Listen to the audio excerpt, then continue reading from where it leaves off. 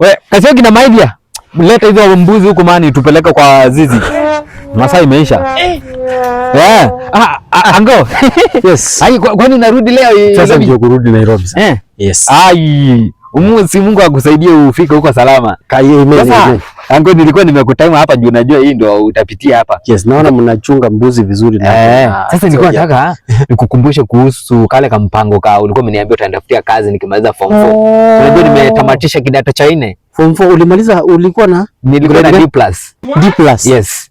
Okay, ni venyewe ni mshoti, ningekuingiza ukue karao. Hata hata na karao.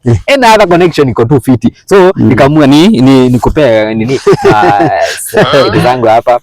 Baadhi wana CV. Okay. Sasa nilikuwa nataka uende unitafutie kazi hapo ndio nikamu hivyo. Okay. Mimi nakuanga mtu wa connection.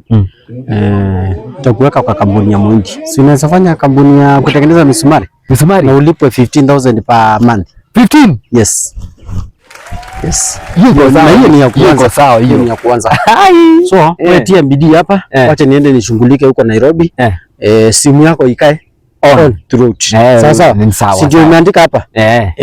So, niendelee na kuangalia mbuzi na ng'ombe, tutaongea. Sawa. Sasa venye tulisema, wewe usifike salama tu, wewe ziweke vizuri, hata unaweza weka huko. Usijali wewe, hata usijali. Nataka uziweka mahali karibu ili nisisahau. Sawa. Haya, wasalimie kina Kasioki. Kasioki. Twendeni nyumbani sasa, mambo imeiva. Sasa hii kijana ya ngo yangu siwezi peleka ma CV huko, nitakataka P+. Siwezi saidia mtu wa kijiji.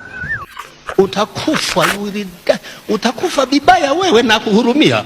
Saidia watu wa kijiji na wanaanza kukutusi baadaye. Watu ni wachawi.